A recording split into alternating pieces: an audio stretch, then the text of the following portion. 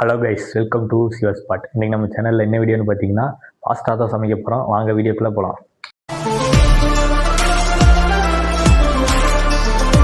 அதுக்கு முன்னாடி பார்த்தீங்கன்னா நம்ம சேனலுக்காக புதுசாக ஒரு ப்ராடக்ட் தான் வாங்கியிருக்கோம். என்னென்னு பார்த்தீங்கன்னா மைக் வாங்கியிருக்கோம். பாருங்க, இந்த வீடியோலேருந்து உங்களுக்கு வாய்ஸ் கிளியராக இருக்குன்னு நினைக்கிறேன். நீங்கள் இந்த வீடியோவுக்கு அப்புறம் வாய்ஸ் கிளியராக இருந்துச்சுன்னா மறக்காமல் கமெண்ட் பண்ணிட்டு போயிடுங்க. சரி, இப்போ போய் நம்ம சமைக்க ஆரம்பிக்கலாம். இப்போ பார்த்தீங்கன்னா பாஸ்தா செய்கிறதுக்கு என்ன எடுத்துருக்கேன்னா தக்காளி, வெங்காயம், ரெண்டு பச்சை மிளகா, கொஞ்சோண்டு பூண்டு. நீங்கள் நினைக்கிற மாதிரி கடையில் வாங்கி சாப்பிட்ற மாதிரி அந்த பாஸ்தா கிடையாது. இது பார்த்தீங்கன்னா இந்த சேமியா மாதிரி இருக்குமே, அதாவது பாயாசத்துக்கெல்லாம் போடுவாங்கள்ல, அந்த சேமியாவில் தான் நம்ம இன்றைக்கி பாஸ்தா செய்ய போகிறோம். இது என்ன பார்த்தீங்கன்னா அடுத்து பார்த்தீங்கன்னா சாஸ் வாங்கியிருக்கோம், கெச்சப். இப்போ பார்த்தீங்கன்னா நீங்கள் நினைக்கலாம் இதே வச்சு எப்படா பாஸ்தா செய்ய போகிறோம் அப்படின்னு. இது பார்த்தீங்கன்னா இத்தாலி ஸ்டைலில் நம்ம தான் இன்றைக்கி பாஸ்தா செய்வோம். அது பேர் பார்த்தீங்கன்னா ஸ்பெகட்டி. இத்தாலி ஸ்டைலில் கரெக்டாக சொல்கிறேன்னான்னு தெரில, அது பேர் ஸ்பெகட்டி அப்படின்னு தான் போட்டுருந்துச்சு அதில். அதுதான் இப்போ நம்ம செய்ய போகிறோம். செஞ்சு எப்படி இருக்குங்கிறத ட்ரை பண்ணிட்டு உங்களுக்கு சொல்கிறேன், நீங்களும் செஞ்சு பாருங்கள். ஃபஸ்ட்டு வெங்காயம் எடுத்துருக்கேன், கட் பண்ணுவோம். ஃபஸ்ட்டு வெட்டுறதுக்கு முன்னாடி தோலெல்லாம் உரிச்சிருங்க. இது உங்களுக்கே தெரியும், இருந்தாலும் சும்மா சொல்கிறேன். நீங்கள் நினைக்கலாம் என்னடா வீடியோ போட மாட்டேங்கிறானே, எவ்வளோ லேட் ஆகுது அப்படின்னுலாம் நீங்கள் நினைக்கலாம். நானும் வீடியோ போடுறதுக்கு தான் முயற்சி பண்ணிகிட்ருக்கேன். இன்னும் கண்டென்ட் எதுவும் கிடைக்க மாட்டேங்குது. அதுவும் இல்லாமல் கேமரா எடுக்க ஆள் இல்லை, நான் ஒருத்தனே தான் இருக்கேன். அதனால் வீடியோ லேட்டாக தான் வரும், கொஞ்சம் பொறுத்துக்கோங்க. இது பரவாயில்ல. நேற்று மேட்ச் நடந்தது பார்த்தீங்களா? India versus South Africa. Virat Kohli 135 run அடித்தார். மேட்ச் பார்த்தவங்க கமெண்ட் பண்ணிட்டு போங்க எப்படி இருந்துச்சுன்னு. யாருமே கமெண்ட் பண்ண மாட்டேங்கிறீங்க. முக்கியமாக வீடியோ பார்க்குறீங்க, லைக் பண்ண மாட்டேங்கிறீங்க, சப்ஸ்கிரைப் பண்ண மாட்டேங்கிறீங்க. வீடியோ எப்படி இருக்குது என்னென்னு ஏதாச்சும் ஒன்று கமெண்டில் சொல்லிட்டு போங்க, அப்போ தான் எனக்கு தெரியும் அடுத்த வீடியோ என்ன போடலாம் அப்படின்னு. உங்களுக்கு தோணுச்சுனாலும் சொல்லுங்கள், எடுத்து போடுறேன் முடிஞ்ச அளவுக்கு. நீங்கள் சொன்னால் தான் எனக்கு தெரியும் இந்த மாதிரி வீடியோ போடலாம், என்னென்ன ஐடியா கிடைக்கும்.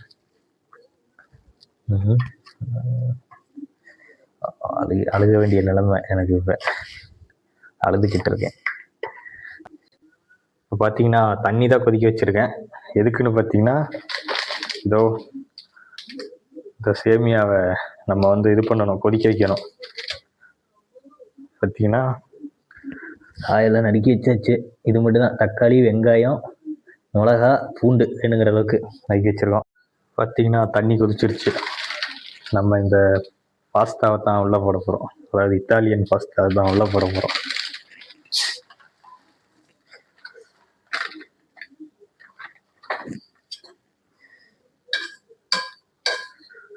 இது பார்த்தீங்கன்னா நல்லா 10 நிமிஷம் இது வேகணும்.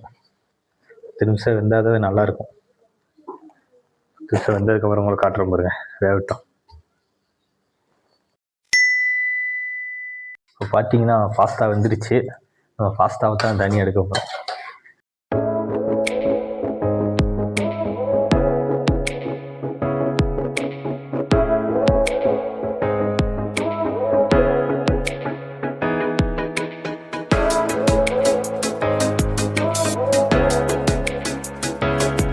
பார்த்தீங்கன்னா லைட்டாக எண்ணெய், ஏதோ ஒரு எண்ணெய் நீங்கள் எடுத்துக்கலாம். நல்லெண்ணெய், தேங்காய் எண்ணெய், இந்த மாதிரி ஏதோ ஒன்று எடுத்து நிறையா ஊற்றிடக்கூடாது, லைட்டாக மேலாப்ப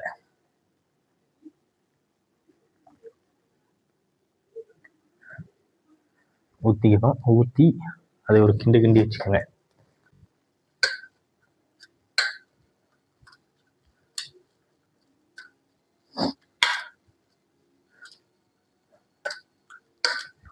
கிண்டியாச்சு,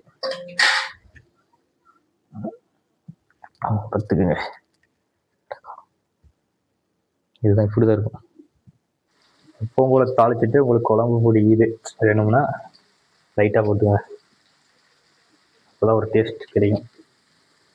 வேணும்னா லைட்டாக போட்டுக்கோங்க, ஏண்டாட்டி வேணும்.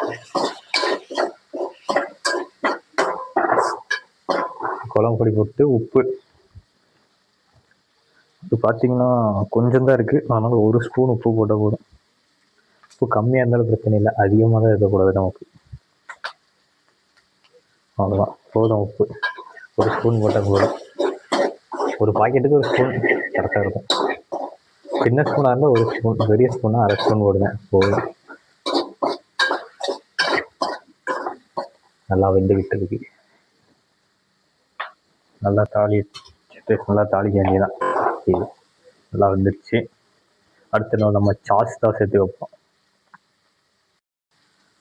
இதோ இந்த சாஸ் தான் சேர்த்து வைப்போம்.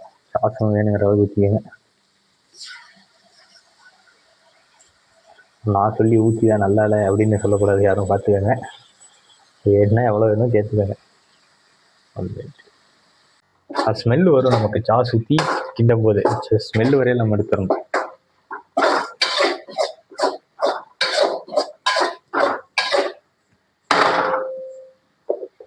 இப்போ பார்த்தீங்கன்னா ஒரு வழியாக நம்ம இது ரெடி பண்ணிட்டோம்.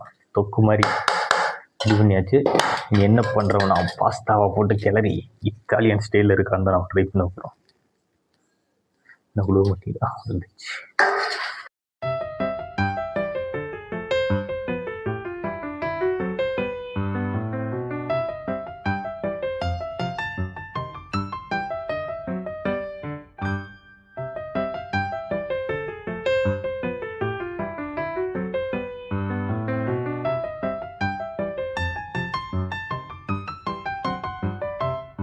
இட்டாலியன் ஸ்டைல் பாஸ்தா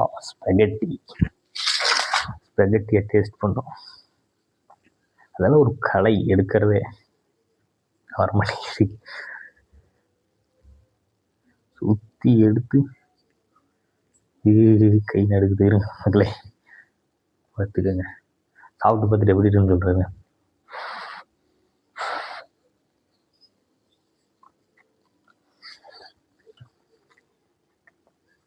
வேற லெவலில் இருக்கு மக்களே. எப்படி சொல்கிறது, இது நூடுல்ஸ் டேஸ்ட்டும் இல்லை, வேற என்ன சாஸ் டேஸ்ட்டும் அதிகமாக தெரில. இது ஒரு விதமாக நல்லா இருக்கு. சூப்பராக இருக்குது. அதிகமாக சாப்பிடாதீங்க, உடம்புக்கு நல்லது இல்லைன்னு நினைக்கிறேன். எப்போயாச்சும் சும்மா ட்ரை பண்ணி பாருங்கள், பார்த்துட்டு சொல்லுங்கள்.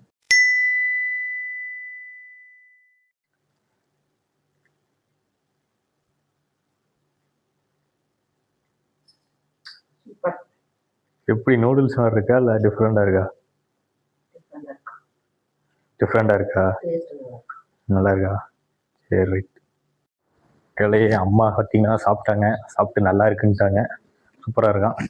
எனக்கும் பிடிச்சிருந்துச்சு இந்த டேஸ்ட்டு. நீங்களே ட்ரை பண்ணி பார்த்துட்டு எப்படி இருந்துச்சு மறக்காமல் கமெண்ட்டு சொல்லுங்கள். இந்த வீடியோ இதோட முடிச்சுக்கிறேன். Tata bye bye.